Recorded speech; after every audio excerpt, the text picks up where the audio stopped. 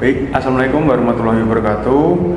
Sebelumnya izinkan saya memperkenalkan diri. Nama saya Novian Aji Satrio dengan NIM akhir 660 dari kelas manajemen SDM 2023G dari Universitas Negeri Surabaya. Nah, pada video ini saya akan menjelaskan mengenai prosedur perizinan usaha secara ringkas namun komprehensif dengan studi kasus pada PT PLN Persero, khususnya unit layanan ULP Ploso di bawah naungan UP3 Mojokerto. Nah, pada dasarnya izin usaha merupakan legalitas yang diberikan oleh pemerintah kepada suatu badan usaha agar dapat menjalankan kegiatan usahanya secara sah. Lalu, secara akademik, izin usaha memiliki 3 fungsi utama. Nah, yang pertama itu ada fungsi hukum, yaitu memberikan kepastian bahwa kegiatan usaha diakui oleh negara. Namun, yang kedua, fungsi pengendalian, yaitu agar pemerintah dapat mengawasi kegiatan usaha, terutama yang berpotensi memiliki resiko tinggi. Yang ketiga, fungsi perlindungan, baik bagi usaha maupun konsumen. Dalam sektor ketenaga listrikan, izin usaha sendiri menjadi sangat krusial. Kenapa? Karena berkaitan langsung dengan kepentingan publik dan keselamatan masyarakat.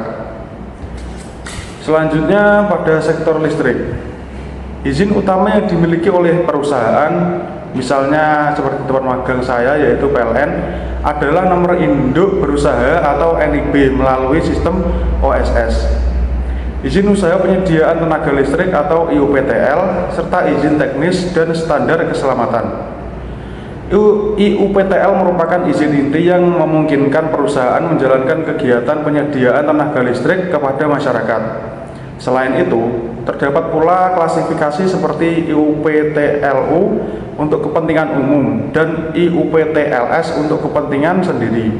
Nah, perbedaan ini menunjukkan bahwa sektor listrik memiliki struktur perizinan yang kompleks dan berbasis fungsi. Secara umum, tahapan pengurusan izin usaha dapat dijelaskan dalam 5 langkah utama. Yang pertama, ada identifikasi jenis usaha dan tingkat resiko dalam ketenaga listrikan. Usaha termasuk kategori berpotensi resiko tinggi karena berkaitan dengan keselamatan dan infrastruktur publik. Yang kedua, ada persiapan dokumen administratif. Dokumen ini meliputi akta perusahaan, NPWP, data pemilik usaha, serta penentuan KBLI. Yang ketiga, yaitu pendaftaran melalui OSS untuk memperoleh NIB. NIB menjadi identitas utama pelaku usaha dalam sistem perizinan nasional.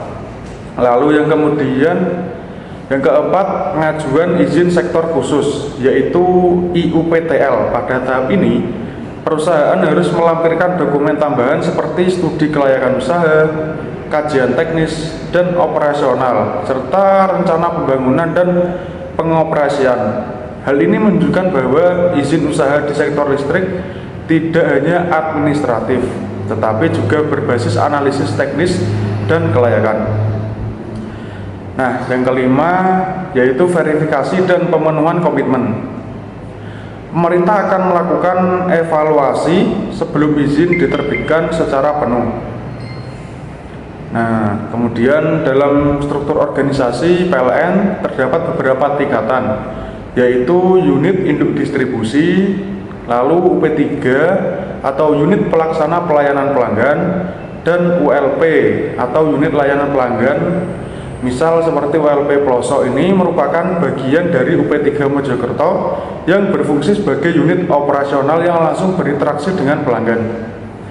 Namun secara administratif, ULP tidak memiliki izin usaha sendiri, melainkan menjalankan operasional berdasarkan izin yang dimiliki oleh PT PLN Persero sebagai badan usaha utama.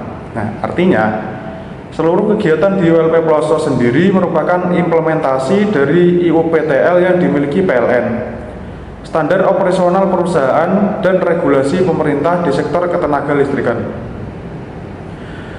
Sebagai contoh ketika masyarakat di wilayah pelosok mengajukan pemasangan listrik baru. Nah, prosesnya sendiri melibatkan pengajuan permohonan oleh pelanggan, verifikasi data dan lokasi, survei teknis jaringan, instalasi sambungan listrik, serta pengujian keselamatan. Proses ini sendiri dilakukan oleh ULP Pelosok, tetapi tetap mengacu pada standar teknis, regulasi keselamatan, dan ketentuan dalam izin usaha PLN. Secara akademik, sistem perizinan pada PLN menunjukkan bahwa perizinan tidak hanya bersifat administratif, akan tetapi juga teknis. Terdapat integritas antara regulasi, operasional, dan pelayanan publik. Unit seperti ULP berfungsi sebagai pelaksana, bukan pemegang izin. Pemegang izinnya tetap dari UP3 Mojokerto. Nah, baik, sebagai penutup, legalitas usaha memberikan beberapa manfaat utama. Yang pertama yaitu memberikan kepastian hukum bagi perusahaan. Kemudian yang kedua yaitu menjamin kualitas layanan kepada masyarakat. Selanjutnya ketiga, melindungi konsumen dari pihak resiko pelayanan yang tidak sesuai standar. Yang keempat, mendukung operasional yang aman dan berkelanjutan. Nah, dalam konteks PLN, izin usaha menjadi dasar utama dalam menyediakan listrik yang aman, andal, dan terjangkau bagi seluruh masyarakat.